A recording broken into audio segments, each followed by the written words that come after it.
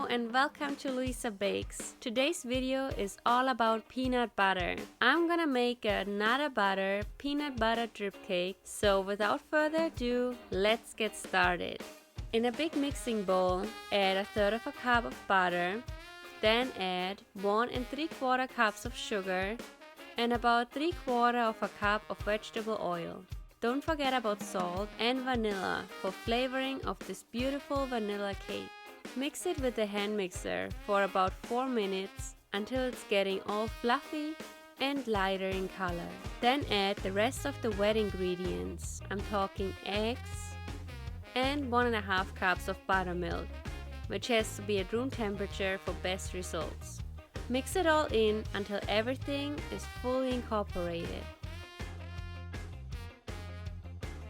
Now we're gonna add the dry ingredients. It's 4 1/4 cups of cake flour and the leavening agents, 2 teaspoons of baking powder and 1½ teaspoons of baking soda for a nice rise. Mix it with a hand mixer until everything is smooth, but don't overmix it. Fill the cake batter into 3 greased and lined cake pans and try to fill them equally high. Top each cake pan with some nata butter cookie pieces and mix them in. Try to smooth the cake top. Then bake the cake for about 25 minutes at 350 degrees Fahrenheit. To decorate the cake, place it on a cake plate and add some peanut butter frosting on top. Smooth it out with an offset spatula. This helps keeping the cake straight. Then top it with the second cake layer and continue frosting the cake for all 3 layers.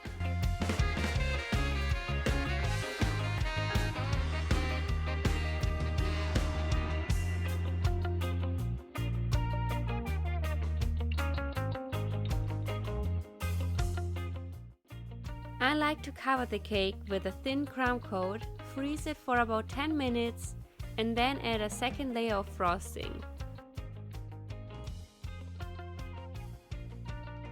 Smooth it with a bench scraper until it's all smooth and has sharp edges. A good trick is to heat up the cake scraper to get the smooth finish. After refrigerating the cake for about 40 minutes, you can add a chocolate ganache drip. I like to use a bottle for the drip, but you can definitely use a spoon or a piping bag with a small opening. Let the drip set and then pipe some nice swirls on top of the cake. I used the 628 Korean piping tip to get these nice big stars. I topped the cake with some nata butter cookies. And that's it. This is my nata butter peanut butter cake with vanilla cake layers and a peanut butter frosting. I hope you enjoyed this video. Give me a thumbs up and keep watching for the peanut butter frosting recipe. I personally prefer Swiss meringue buttercream, so I use a water bath and added sugar and egg whites. Cook it for about 7 minutes until the sugar has dissolved. Then remove the bowl from the water bath and whip the meringue with the whipping attachment of a hand mixer, or you can also use a stand mixer. Now add the butter little by little. It can still be a bit cold, but don't let it be too warm, otherwise the frosting is going to be runny.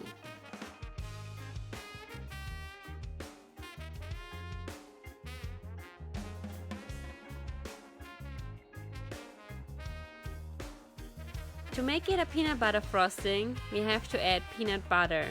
I like to use a lot of it to get a really intensive flavor and a nice color, but you can adjust it however you like it, and then of course add vanilla as well. Mix it until it's all smooth. And that's it. This is my peanut butter frosting recipe. I hope you liked this video. Give me a thumbs up and see you next week. Happy baking! Bye!